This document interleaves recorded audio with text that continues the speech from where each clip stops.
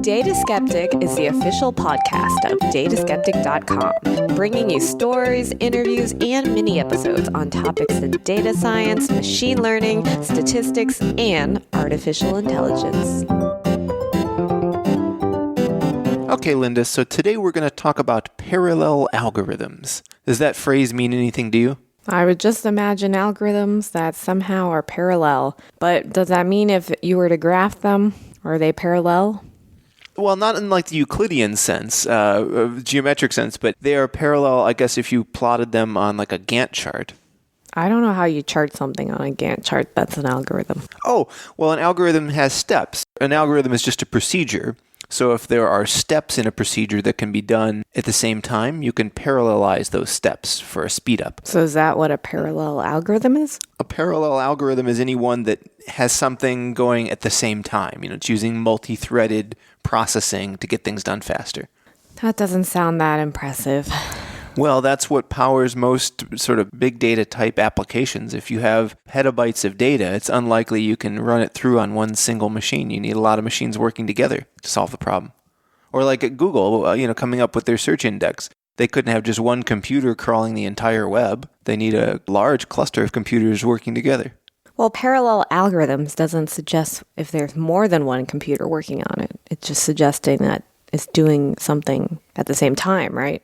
Yeah, by different workers. So for starters... So it has to be different workers? You can do it on one computer with multi-threading because, of course, computers today have multi-cores, right? You can take it... It's like you have several processors in one. You can take advantage of all of them. But then if you want to go beyond that, which most people do if your problem's worth parallelizing at all, then you would go to like a cluster of computers that all work together. I mean, it sounds like it would save time for us. Yeah, so in the examples I described, like Google crawling the web, those are things in theory you could parallelize at least parts of the algorithm. Do you think every algorithm is parallelizable? No. I mean, there's got to be dependencies at some point. Yeah, so you're exactly right. I'm curious why you arrived at the correct answer, though, without the theoretical computer science background. So tell me a little bit more about why it was obvious to you that some algorithms can't be parallelized. Well, in project management, there's always tasks that you can do in parallel, and then there's dependencies. And dependencies means that these are tasks that before you get to the next task, you have to do the one in front of it. And that's kind of like when you go to school. Before you could take Calculus 2, you have to take Calculus 1. They're not going to let you skip because they're dependent. It's a dependency. I mean, just as it happens in real life, there will be situations where there are algorithms that just have a dependency. Yeah, absolutely. We talked a little while ago about Sudoku, and we commented that it was in this class NP, non-deterministic polynomial time algorithms. Do you think solving Sudoku could be parallelized? When you say parallelized, do you mean you have like 8 Sudoku puzzles going? Oh, yes. Good question. No. Yeah, so you're right there, yeah. I meant there's one puzzle, and you'd like to have a team of 8 people all working on it independently. Or actually, I guess they could work on it in some way together, but there's a certain amount of independence. And even if they work together, they have to then efficiently share information with one another. I mean, I imagine you could add up things by the row or the column, but at that point, you need to see how the other people are coming out. The other rows and columns are adding up. So you probably don't want to move on until you hear the results. Yeah, so by the definition of NP, technically parallelization might be able to help you. Well, this is sort of actually debatable because in NP, remember we talked about you could guess a solution and then verify it efficiently. So if you had a large enough bank of parallel machines, you could just keep on guessing and guessing and guessing and then independently verifying each guess, and eventually one of your multi-threaded things is going to find the answer for you. So in that sense, it can be parallelized, but in the worst case, you have to do an exponential number of parallel calculations. So you really haven't had any speed up. You kind of made a trick that maybe got it done faster if you had 10,000 computers you could dedicate to this, but they still had to go through all the laborious steps of guessing and checking every possible solution until they found the right one. Well, there's probably a specific order in which you do it too.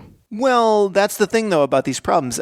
Even though maybe, like I said, the Sudokus you find in the newspaper and magazines, those were created by people. They aren't just sort of like random examples of the game. So there might be some efficient algorithm that exploits the fact that the creators of those games always use certain patterns or something like that. But in the general case, no, even if you had some clever thing that worked a lot of the time, there will always be instances of that game where your cleverness doesn't help you. That's because that problem's in NP. So there was a question, somebody wrote me an email, asked me about two things on a recent episode where I interviewed Lance Fortnow. One was about this ACC not in NEXP result, which is a very technical result. I'm just going to share what I know with you via email. I don't think we could get into it on the podcast very effectively because you need to know a lot about circuits first. But for this one problem that we mentioned in passing, does P equal NC? So let's first talk about NC. NC stands for Nix class. It's the set of problems that are efficiently solvable by circuits with polylogarithmic depth and polynomial size. So I imagine that clears everything up for you, right? Nope. Well, let's break it down. First, circuits. We haven't really gotten into circuits at all on the show, despite us talking about complexity theory for the last couple months here. In this case, I'm just going to, since I want to make the focus more about parallel algorithms, ask that you trust me that a circuit and a computer program are kind of sort of the same thing. I don't know what that means, so. Well, you know what a circuit is, right? Well, tell me what you mean when you say circuit. A logical circuit is one where you have a collection of gates. A gate can be an AND gate, an OR gate, or a NOT gate. Those gates have inputs, and they just do what they say. So on the AND gate, for example, if all of the inputs are true, then it outputs true. Otherwise, it outputs false. And a circuit is just a collection of these gates and then how they're wired up together, like how the inputs go through first set of gates, maybe through some other gates, and finally arrive at some single output gate that gives you an answer. Okay, so then going back to your statement, you said a circuit and what were similar? An algorithm. And then an algorithm is somehow a circuit now. This is a little bit handy-wavy because there are some important distinctions between them, but those distinctions, I think, are more technical than we should get into today. So for the moment, excuse me and allow me to just say that a circuit and an algorithm are kind of sort of the same thing. So in this definition of Nix class, problems which are efficiently solvable by circuits, let's say that problems which are efficiently solvable by algorithms, same sort of idea. Next steps are with polylogarithmic depth and polynomial size. So let's talk about polynomial size first. That refers to how many gates there are. Remember all the AND or NOT gates I was mentioning? Mm-hmm. Have you ever opened up a computer, particularly a very old computer, and you see those little black chips? Black chips. I've seen black chips. Yeah. I didn't think the computer was old, though. Well, the older it is, the larger they manufactured them, so you could see them. On your modern computer, you can barely see those anymore. Oh. Let's take a break from our show to talk about our sponsor for today, Periscope Data. Periscope Data is a great tool for data teams who want to rapidly go from SQL to charts. They've also made it seamless and easy to do cross-database joins.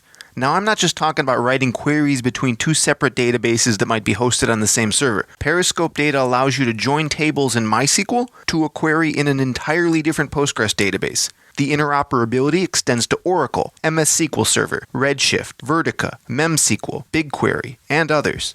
They also have this great caching layer which you can configure, which centralizes all your data so that those queries run smooth and efficiently, as if you were joining two tables on the same database. If you work with an organization that uses more than one of these types of databases, you really have to check out Periscope Data. In just a few clicks, whatever results you got from that cross-database join of the two tables that were previously siloed and unconnectable, you can turn that result into a dashboard of visualizations and get it sent straight to your boss's inbox. Check them out today at periscopedata.com/skeptics. But one of those little gates with the pin sticking out, that's an integrated circuit, usually has, 10 or 20 different gates on it. Naturally, if you're going to make a computer, you want to include as few of those as possible because they cost you money to make the machine and they take up space and it's more complicated to manufacture, all these sorts of things. So if you allow a circuit to have polynomial size, that means whatever the input is, like if the input is n, you can have n squared gates or n cubed gates or however many gates, some polynomial of the input size. The circuit can't grow too big. In theory, you could make an exponential size circuit, which would just be runaway growth as the problem size got big. But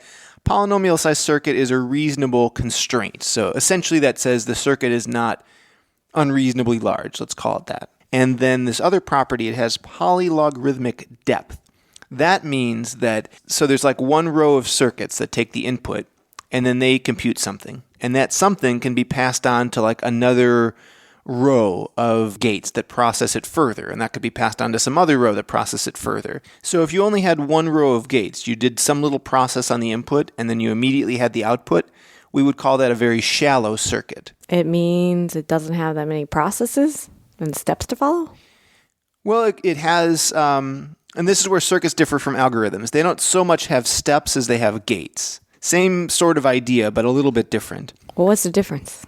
The circuit is sort of implicitly parallel, right? All those gates kind of act all at the same time. If you have a lot of layers of circuits that they pass information through, then you have time to kind of share information. You can calculate intermediary representations and solve harder problems. So for example, if you let a circuit go really deep, sometimes you can use fewer gates or something like that. Whereas if you insist upon having a shallow circuit, then oftentimes it requires more gates. Nick's class NC, even though it's all about circuits, it is in some ways highly related to parallel algorithms because that circuit takes all the inputs and processes them in parallel. But if you need to take something about those inputs and relate it to one another, then you would need like an extra layer to first measure something and then check if two of those intermediary outputs are equal or not equal or whatever the case may be. I'm not really sure. So what is the overarching idea that we're talking about here? We're talking about parallel algorithms, and specifically I want to get into their complexity theoretic ideas. And it's around this open question, does P equal NC, which is a formal way of asking the question, are there things that can be done efficiently with parallel algorithms that cannot be done efficiently with non-parallel algorithms? So we've already agreed that making something parallel should make it faster, right? Well, you're saying you're able to process multiple things at the same time. Mm-hmm. And you're saying that probably takes other computers. Mm-hmm. So more computers, yes, I would assume you could process it faster. Let's set the computers aside and just think about people. What if you worked in some factory and you had, a bunch of orders to fulfill?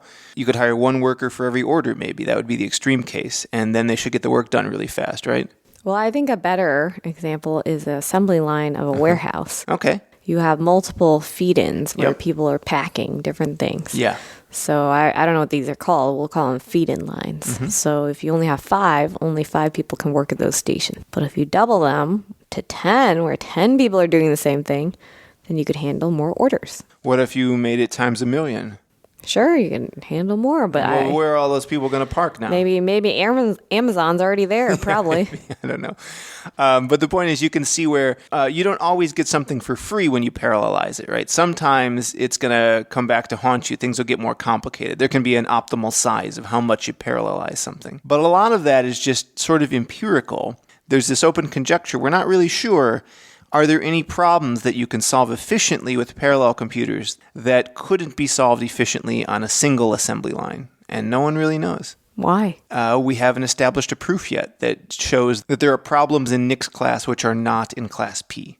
But there's this question of, does that give you any extra advantage? Can you do something with 1,000 computers in 1 hour that you couldn't do with one computer in 1,000 hours? That's the best way to put it, I think. So you're saying that's the question no one has proven? That is one way of interpreting the question of does P equal NC? So ask the question again. Well, let's use this new phrasing I just came up with. If I have 1,000 computers that I can run for 1 hour, is there anything I can do that someone else who only has one computer but can run it for 1,000 hours, is there anything I can do that they can't? Well, let's say you hit an issue while you're running 1,000 computers. Mm-hmm. You might be able to address the issue. So that's a really good point. I would call that an engineering point. So that's more about like implementation and debugging, which is notoriously difficult with parallel computing, at least compared to single-threaded computing. There are all these race conditions and stuff. So you're right, yeah, there are implementation details that might be different and easier or harder in one case. But I'm just talking from a theoretical perspective. Assume your code is perfect and your computers aren't going to die, no hard drive failures, none of that. I just kind of feel like, what's the point of proving these things? Because if you prove it, you made a proof. I'm assuming you're making these assumptions that none of these problems exist. But in the real world, they do. So I don't understand. Okay, so that's an interesting point. There aren't really assumptions. That's why we're going to a proof. We want to come up with the absolute truth. This, something that a civilization independent of ours would arrive at the same conclusion because it's just universally true, the way 2 plus 2 equals 4.